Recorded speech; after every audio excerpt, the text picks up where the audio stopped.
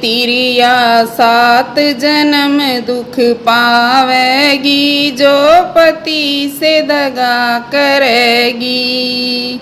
पहला जन्म बिल्ली का मिलेगा, पहला जन्म बिल्ली का मिलेगा। वाघ तिरिया घरे घरे हंडिया चाटेगी, जो पति से दगा करेगी। वह तिरिया घरे घरे हंडिया चाटेगी, जो पति से दगा करेगी। तिरिया सात जन्म दुख पावेगी, जो पति से दगा करेगी। तिरिया सात जन्म दुख पावेगी, जो पति से दगा करेगी। दूजा जन्म कुतिया